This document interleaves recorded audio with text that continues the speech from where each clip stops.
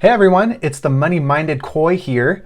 I'm going to talk today a little bit about what a YouTuber on YouTube said about investments and should you put your emergency fund in the stock market. So, Matt Kevin posted a video today that said,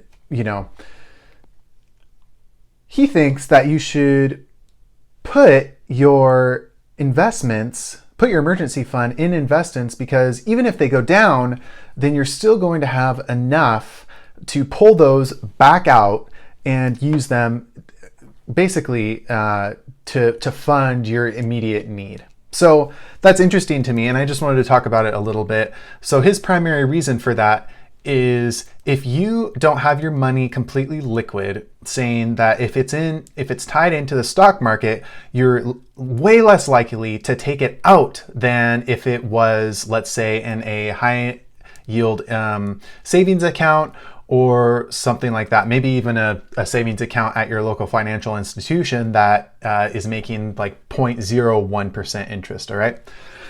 And to me, I was like, interesting, because on one hand, he is right. You're going to get way more of a yield off the stock market usually than you would in a typical high interest savings account or in your local financial institution, and just a savings account in general, not even high interest.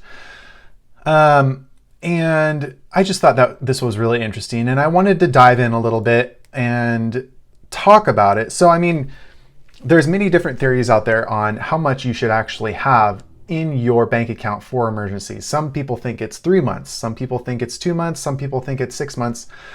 Whatever it is, you kind of need to decide for yourself. What kind of job do I have? What's the risk of my job? If you're in hot tub sales and it's the end of the summer, you had a killer year, you go out and buy a Corvette and you don't have any money left over for rent in December, you might need some emergency fund money. So it's really up to you. It's your decision. I'm not here to tell you what to do, just to make suggestions and see if it makes sense. All right. So he did say, let me clarify, that you should have 2 months liquid in an account for your emergency purposes. And I totally get that, but I decided to go around the internet, see if we can find some more people, because you shouldn't take just one person's thing and say, oh my gosh, Meet Kevin did this, I should do it too. Oh. So I just typed in having your emergency funds be in stocks. All right. First hit, NerdWallet, should you invest your emergency fund? Let's see what they say.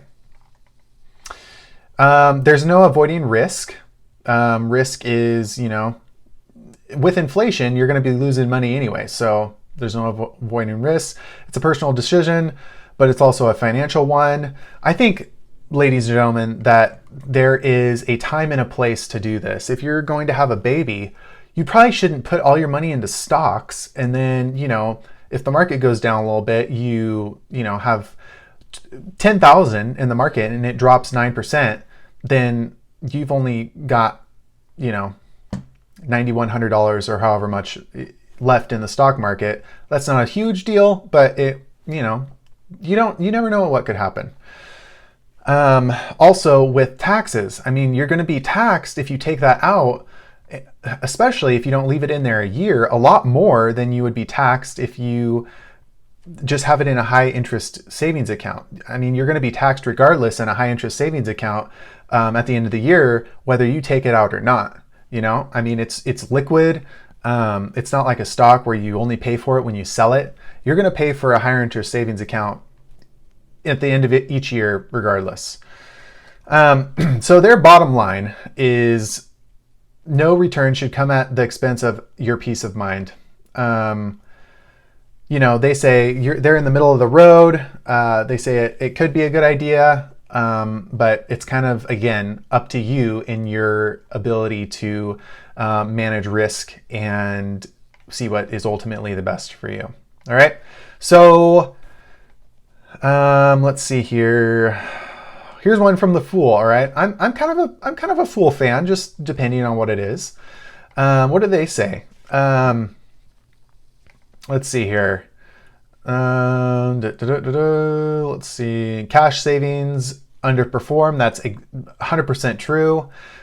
Is your job stable? Like I said before, you need to gauge the risk, right? If your job is, like I said, a hot tub salesman and it's getting to be fall time, you should kind of decide whether or not you're going to have enough money to get through the year. Could you easily lower your monthly spending? Do you have access to cheap sources of cash? A good, let's see, sample, or I guess example of this would be like home equity line of credit. If you're a homeowner, you got some equity in there. And then the Fool also possibly suggests credit cards, but as you guys know, I'm not a big fan of that. Interest rates are ridiculous. Why even invest your money in the stock market if you're going to pay interest on credit cards? That does not make sense to me. High tolerance of risk. We've talked about that. The middle ground, which this is an interesting point too, is if you split your finances, so maybe you have half in a high interest yield savings, right? And then half in the stock market. That might be good. So you kind of go in the middle. You get 4 months of expenses liquid in a high interest savings, and then the rest in stocks. That's something you could do. So I wanted to throw this out there to you guys, some interesting points. I don't 100% agree with Kevin, but I do think he has a point. There's a time and a place. And what he did with his ability to time the market when it was dipping, pull all the equity out of his house or properties, and then put that into the stock market was complete genius. I did not think of that, nor was I in the, I wasn't in the position to do that. So kudos to him. I think it was just an interesting talk to have about what you should do with your emergency fund and whether or not you should invest it. I'm not sure what I'm going to do. We'll see. And just some interesting topics to think about. All right. Hope you guys have a great day, and I will see you tomorrow. All right.